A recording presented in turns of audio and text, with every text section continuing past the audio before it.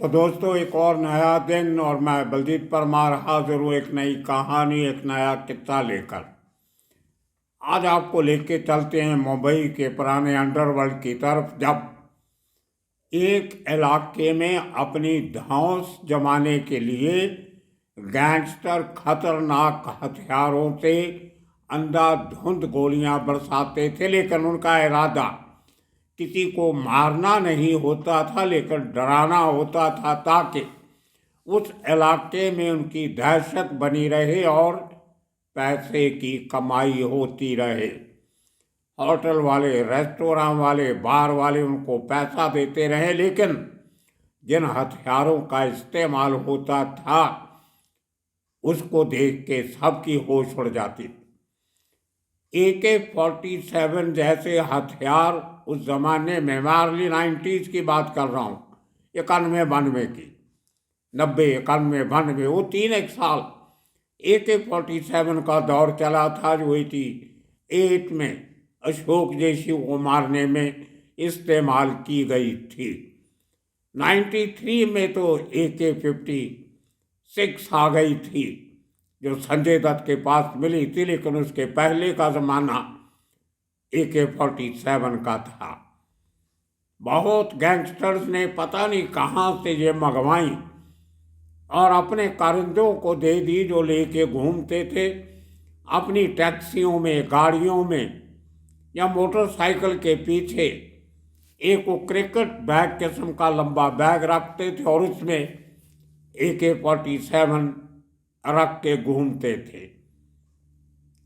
शरेआम नजर नहीं आता था किसी को कि इनके पास हथियार है, लेकिन मौका पड़ते ही ये 2 मिनट बाहर जाते थे, गाड़ी में से AK-47 निकाल के फायरिंग शुरू।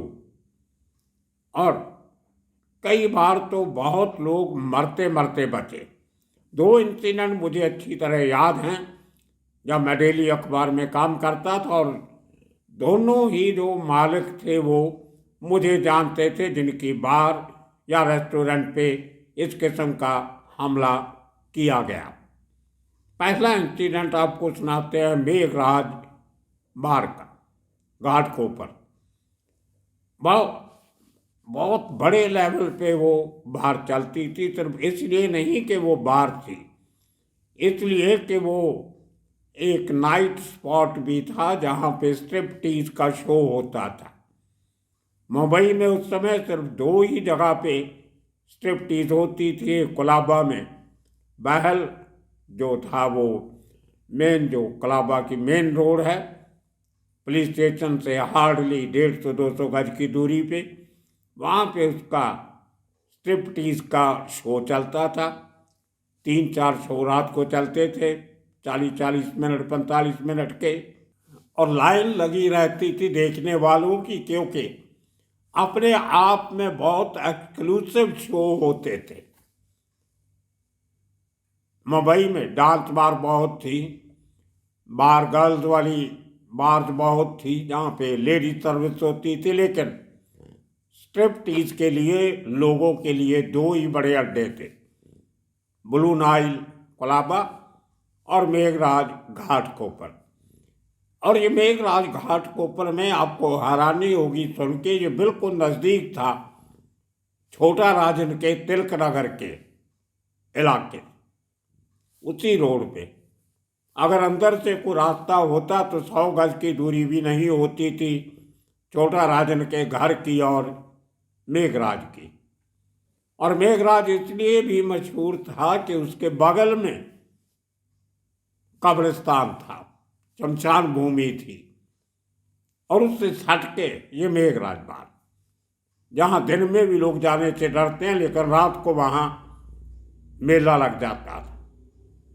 सुरेश शेट्टी उसका मालिक था, बहुत अच्छी तरह जानता था।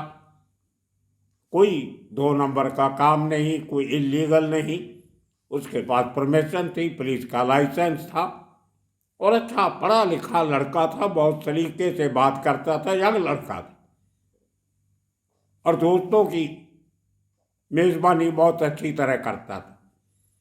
हमारे एक मित्र हुआ करते थे प्रकाश जॉर्ज, पुलिस ऑफिसर, जो बाद में एसीपी रिटायर हुए। अभी 1.5 साल पहले उनकी डेथ भी हो गई। एंटरपल में बहुत समय निकाला, मटुंगा में, धारावी में, तिलकनगर पुलिस स्टेशन में भी काफ़ी समय निकाला वाईसी पवार के टाइम पे। जो विष्णु कुम्हार और प्रकाश जॉर्ज की जो एनकाउंटर स्पेशलिस्ट की टीम थी, उसमें बहुत सारे एनकाउंटर भी हुए। वो किस्सा मैं आपको सुना चुका हूँ, चैम्बूर का, जहाँ पे बुलेट पाटिल और उसके साथियों ने एनकाउंटर किया था। उसकी लीडरशिप जो थी वो प्रकाश जॉर्ज के हाथ में थी। बहुत काम किया, ट्रॉम्बे में काम किया, लेकिन सोर्सेज रखने पड़ते हैं पुलिस वालों को भी। तो सुरेश शेट्टी बेसिकली प्रकाश जॉर्ज का दोस्त था और उसके थ्रू हमारे से भी दोस्ती हो गई। कभी कभार साल में 1-2 बार जब कोई मेहमान आए होते थे तो उनको वहाँ भेज दिया करते थे कि अपना दोस्त है वहाँ चले जाओ। हम लोग जाते थे शाम को 4-5 बजे, उसके साथ, सुरेश के साथ बैठ के चाय पानी पी के गपशप लड़ा के, और काफ़ी खबरें अंदर की बातें उससे मालूम पड़ती थी, वो निकाल लाते थे। खास तौर पे जो उस इलाके में जो कुछ होता था उसकी खबर अच्छी मिल जाती थी। तो एक दिन क्या हुआ, रात के 11:30 पौने 12 बजे मुझे सुरेश शेट्टी का फ़ोन आया। मैं अभी तक ऑफिस में था, पेज 1 गया नहीं था, तैयारी कर रहे थे पेज 1 फाइनल करने की, प्रेस में पेपर भेजने की, कि मेरे होटल में फायरिंग हो गई बहुत बुरी तरह। लकीली किसी को चोट नहीं आई, लेकिन वो आदमी कौन थे ये पता नहीं लग रहा। वो अपना नाम जो बता के गए हैं उस नाम के मुताबिक वो उस किस्म के लगते नहीं थे। आप जरा प्लीज़ कंफर्म करिए अपने सोर्सेस से कि जो नाम वो लोग बता के गए हैं कि हमारा नाम ये है, ये वही लोग हैं जो कोई उनका नाम इस्तेमाल कर रहा है। अब आपको सुन के हैरानी होगी जो नाम उस सुरेश शेट्टी ने हमें बताए। एक नाम था माया ढोलस और दूसरा नाम था दिलीप बुआ। उसने दोनों का हुलिया बताया अच्छी तरह, किस किस्म के कपड़े पहने थे, क्या क्या करके गए, पूरा किस्सा सुनाया। पहले वो किस्सा सुन लीजिए, फिर माया ढोलस की बात करते। 11 बजे के करीब ये दोनों शख्स और एक तीसरा आदमी इनके साथ, जिसके पास कोई हथियार नहीं था, ये 3 आदमी मेघराज में जाते हैं, घाटकोपर में। फर्स्ट फ्लोर पे उनका वो जो शो चलता था वो चालू था। वहाँ बैठते हैं, किसी सर्विस को लेके या किसी बात से वेटर के साथ तू मैं हो जाती। और उसके बाद जो सुरेश शेट्टी के बॉडीगार्ड थे, 3-4 लड़के थे, ज़्यादा नहीं रखे थे, कभी कोई इस किस्म की समस्या होती नहीं थी। उन्होंने उनको समझाने की कोशिश की तो उनको बुरा लगा। उसको कहते हो तुम जानता नहीं हम कौन हैं। अब आपको मालूम है जो लोग इस किस्म के बिजनेस में काम करते हैं उनकी भाषा भी थोड़ी अजीब होती है। तो बॉडीगार्ड अपने आप में बड़े कॉन्फिडेंट होते हैं। उन्होंने कहा कि कोई भी हो, लेकिन आप इस तरीके से बिहेव नहीं कर सकते, यहाँ और भी कस्टमर बैठे हैं, किसी को कोई शिकायत नहीं, तो आपको शिकायत कैसे है। उसको लेके और झगड़ा हो गया कि तुम बॉडीगार्ड हो तो अपने आप को क्या समझते हो। दोनों ने हथियार निकाल लिए, दिलीप बुआ ने और माया ढोलस ने, और हवा में क्या, रूम के अंदर छत के ऊपर फायरिंग भी कर दी। एक आदमी ने दोनों में से गोली चला दी एक। और गोली चलने की देर थी कि सब लोग जितने कस्टमर बैठे थे वो निकल के भागने लगे। और जो लड़कियां शो कर रही थी स्ट्रिपटीज का, वो भी अपने कपड़े उठा के भाग गई अपने डार्क रूम में। और बड़ी अजीब हालत हो गई, गोलियां चल पड़ी। तो सुरेश शेट्टी गया ऊपर, अपने आदमियों को लेके उनके हाथ पांव जोड़े कि आप ऐसे मत कीजिए, गोली मत चलाइए, हमने आपका कुछ नहीं बिगाड़ा, हमारे साथ कभी आपसे मुलाकात नहीं हुई। तो उसको भी धक्का दे के पीछे कर दिया और 25-30 गोलियां उस जो हॉल था जिसमें कुर्सियां लगी थी देखने के लिए, वो टायर स्टेप बनाया हुआ था जैसे स्टेडियम में सीट होती है इस किस्म का, उसमें गोलियां चला के बुरी तरह नुकसान किया पूरे कमरे का।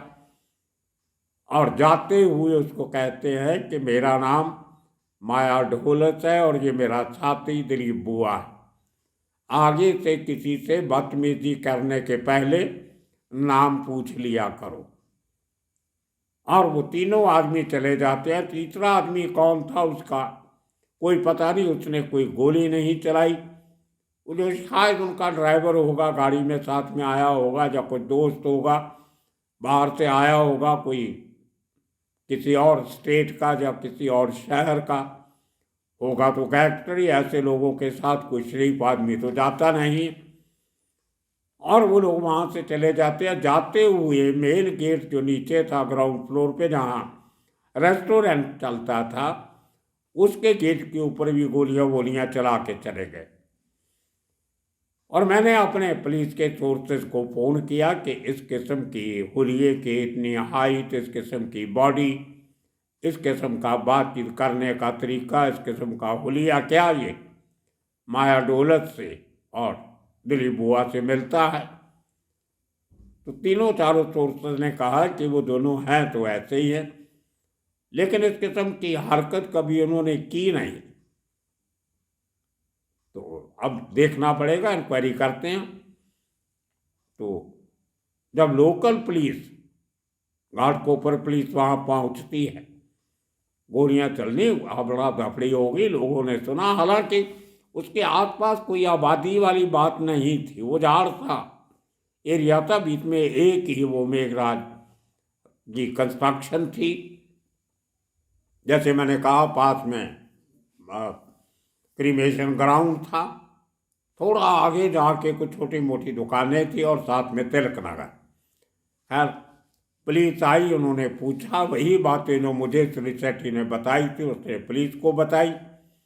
और पुलिस को मालूम था कि ये आदमी झूठ बोलता नहीं है। और उसने ये भी कहा कि मेरे से कोई पैसा नहीं मांगा, कोई हफ्ता वसूली नहीं, कुछ नहीं। अब देखिए हैरानी की बात इतनी है कि ये दोनों शख्स जो एक ज़माने में कांजूर मार्ग में रहा करते थे, उसके बाद अशोक जोशी के मर्डर के पहले ही अलग हो गए थे, एक तरीके से इंडिपेंडेंटली मूव करते थे। उन लोगों को लगा होगा कि किसी जान पहचान के इलाके में जाएंगे, लोग पहचानेंगे तो खतरा हो सकता है, इसलिए उन्होंने इस किस्म के अड्डे को चुना जहां उनको कोई नहीं जानता, लेकिन वहां भी दारू के नशे में जा अपनी ऐन हथियार उनके पास थे, तो गोलियां चला दी, दर्जनों गोलियां चलाई। लेकिन उसके बाद ये थोड़े महीनों के बाद ही, ये तो अंडरग्राउंड रहते थे, सामने तो थे नहीं, ये 91 के पहले की करीब की बात है। थोड़े महीनों के बाद ही इन दोनों का एनकाउंटर हो जाता है, जो एनकाउंटर एट लोखंडवाला के नाम से मशहूर है। इस इंसिडेंट के थोड़े दिनों के बाद ही परेल में इसी किस्म का इंसिडेंट हुआ। वहाँ पे जो रेलवे वर्कशॉप है, गुरु साटम का घर था, वहाँ पे उसका एरिया था। देश छोड़ के जाने के पहले वहाँ की पूरी जो डॉन था, बॉस था, वो गुरु साटम ही था। उसने अपने जितने लड़के उसके थे जो पीछे छोड़ के गया था, सबको कहा था कि अपने इलाके में किसी भी होटल वाले को, बार वाले से पैसा नहीं लेना, चंदा नहीं मांगना, किसी को तंग नहीं करना, जो करना है बाहर करना, अपने परेल के अपना जो ये इमीडिएट नेबरहुड है उसके बाहर काम करना। और उसके लड़के तो बहुत थे जिन्होंने उनके साथ काम किया था, जिनमें सुरेश मानसेकर था, जिनमें पप्पा नायर था, जिनमें एक हमने उस सरदार जी की आपको कहानी सुनाई थी तारी की, वो भी था। टैक्सी ड्राइवर था जो इन सबको लेके घूमता था। डी के राव उनमें था। ये सब चोरी चकारी डकैती डालने वालों का गिरोह जो बना था उस जमाने में, जो इन द रियल सेंस कोई अंडरवर्ल्ड के कारिंदे नहीं थे, एक दूसरे किस्म के क्रिमिनल थे। बैंक की जो कैश वैन होती थी उनको लूटना, तभी एटीएम का तो रिवाज था नहीं इतना, बैंकों का पैसा छोटी ब्रांच से बड़ी ब्रांच में जाता था तो कैश वैन में जाता था। उनको लूटने में बहुत बड़ा गैंग था DK राव का और उसके साथियों का। तो इसी तरह एक दिन रात को इसी तरह 11 सवा 11 बजे ये दोनों लोग परेल की रेलवे वर्कशॉप के पास एक गोल्डन बार एंड रेस्टोरेंट हुआ करता, उसके आगे एक और शब्द भी था, गोल्डन की था, जो गोल्डन किंग था। बाद में उसका नाम बदल के शायद नवाबी रख दिया गया था। वो एक सेटी चलाता था, अनंत सेटी उसका नाम था। वो जो प्रॉपर्टी थी वो रेस्टोरेंट की बार की, वो एक मियाँ भाई की थी, लेकिन उसने किराए पे दी हुई थी, कॉन्ट्रैक्ट पे, अनंत शेट्टी को।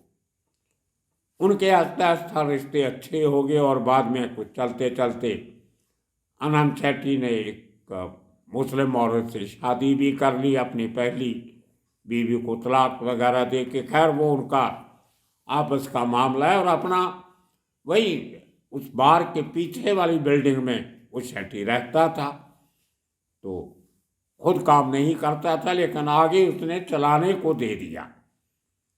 चलाने वाले का नाम था नवीन शेट्टी। अब बहुत अच्छा बनाया नवीन शेट्टी ने, पैसा वैसा लगा के बहुत बढ़िया, नाम भी बदला, नवाबी शायद अगर मुझे याद हो बराबर तो उसका नाम था। परेल में उसके साथ एक सपना रेस्टोरेंट था, रेलवे वर्कशॉप थी, साथ में शोरूम बड़े बड़े परेल के, साथ में CPM का ऑफिस भी था जहाँ पे CPM के लीडर का मर्डर भी हुआ था। तो काफ़ी बिजी एरिया है वो। तो वहाँ शाम को 3 आदमी चले जाते, 2 बदमाश और एक उनका टैक्सी ड्राइवर साथी तारी सरदार जी, पप्पा नायर और फ्रांसिस। 2 फ्रांसिस थे, एक फ्रांसिस पुलिस एनकाउंटर में मारा गया और एक दूसरा फ्रांसिस जो बैंड्रा कोर्ट के बाहर पुलिस और बदमाशों की क्रॉस फायरिंग में मारा गया था। वो फ्रांसिस इस केस में शामिल था। वो किस्सा आपको सुनाएंगे, पप्पा नायर का जब किस्सा सुनाएंगे तो इस फ्रांसिस का जिक्र भी आएगा। काफ़ी सारी इंफॉर्मेशन वहाँ से निकल के आ रहे हैं। तो ये तीनों उस गोल्डन बार में चले जाते। वो लेडीज बार थी, वो डांस वांस तो होता नहीं था। और जो मालिक था वो गुरु साटम का दोस्त था, अनंत शेट्टी, अच्छी बनती थी उनकी। अनंत शेट्टी ने गुरु साहब साटम के कहने पे एक शिरडी के बाबा का, एक शिरडी का साईं मंदिर भी बनाया था, अच्छा खासा पैसा खर्च करके। वो मंदिर आज भी है। तो गुरु साटम ने इसीलिए कह के रखा था कि अपने इलाके के लोगों को तंग नहीं करना। तो ये तीनों आदमी रात को कहीं बाहर से आते, अपना चांदमारी करके और वहाँ पे दारू पीने उस बार में आ जाते। लेडीज बार थी, तो वहाँ इनकी भी किसी बात को लेके झगड़ा हो जाता है बार के स्टाफ से। और झगड़ा होने के बाद इनको याद आया कि हमें तो हमारे गुरु साहब ने कहा था कि इस मालिक का कोई नुकसान नहीं करना, इस बार का पैसे वैसे नहीं मांगने, लेकिन अब ये बदतमीजी हुई है तो इसका बदला तो लेना है। तो पप्पा नायर ने कहा तारी को कि जाओ गाड़ी में सामान निकाल के लाओ। तो वो आदमी गया और अपनी गाड़ी में से, टैक्सी में से, वो क्रिकेट का बैग ले आया जिसमें AK-47 और वो पप्पा नायर ने एक दूसरा हथियार भी था और साथ में फ्रांसिस। इन्होंने खड़े होके फिल्मी अंदाज में, जैसे फिल्मों में आप देखते हो, जो लोग बैठे थे उनको कहा कि आपसे हमारी कोई दुश्मनी नहीं, स्टाफ को कहा आपसे भी कोई दुश्मनी नहीं, आप सबके सब बाहर निकल जाओ जिनको जान प्यारी है, सबको बाहर निकाल के, जैसे कई फिल्मों में आपने देखा होगा अमिताभ बच्चन के सीन आते हैं, बंदूक लेके चारों तरफ गोलियां चलाई और जितना अंदर काम करवाया था, शीशा लगवाया, झूमर, ये वो, रिफ्लेक्टर्स, लाइटिंग, सबका सत्यानाश कर दिया और अंधाधुंध गोलियां चला के वहां से चले जाते। मालिक भागा आता है, नवीन शेट्टी, आनंद भी आ जाता है, कहता आप क्या कर रहे हो? बोलते आपसे हमारा को लेना देना नहीं, आपसे हम चंदा मांगने नहीं आए, पैसा मांगने नहीं आए, लेकिन आपके लोगों ने बदतमीजी की, उसकी सजा दे रहे हैं, आप जाइए। तो चले जाते हैं। उसके बाद वो बार काफ़ी दिन तक बंद रही। नवीन शेट्टी, उसमें आनंद शेट्टी का नुकसान था नहीं, उसने तो चलाने को दी थी। अब नए तरीके से बनानी पड़ी, साल डेढ़ साल लगा उस बार को रेनोवेट करने के लिए। उसके बाद वो शुरू हुई एक नए नाम के नीचे, और वही नवीन शेट्टी, उसको मैं जानता हूँ अच्छी तरह।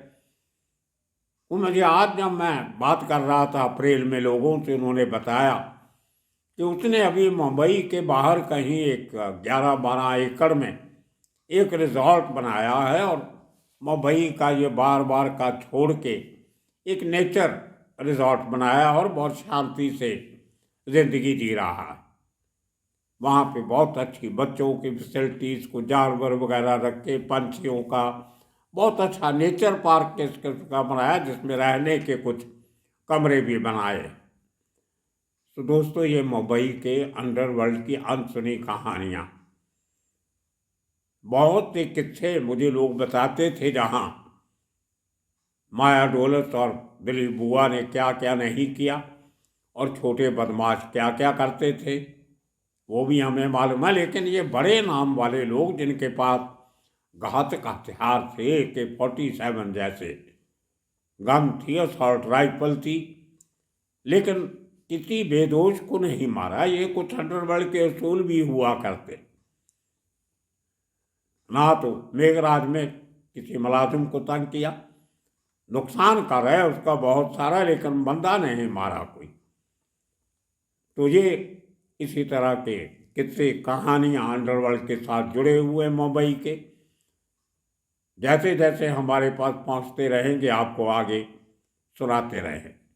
अब ये फ्रांसिस कार पप्पा नायर का किस्सा 2-4 दिन में आपको जरूर सुनाएंगे। इन्फॉर्मेशन इकट्ठी कर रहे हैं। मैं थोड़ा सा ज़्यादा बिजी हो गया हूँ अपनी किताब लिखने के काम में।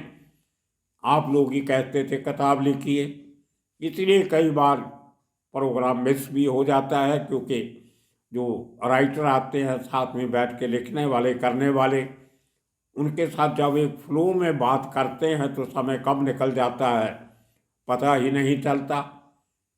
तो आपके साथ भी रब्ता रखेंगे और साथ में किताब का काम भी पूरा करना है।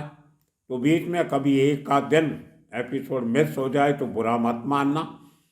आपका आशीर्वाद हमारे साथ रहे, ताकि ये अंडरवर्ल्ड की कहानियाँ एक बुक शेप में ला के भी आपकी सामने पेश कर सके। तो आने वाले दिनों में इसी किस्म के किस्से कहानियाँ लेके फिर हाजिर होंगे।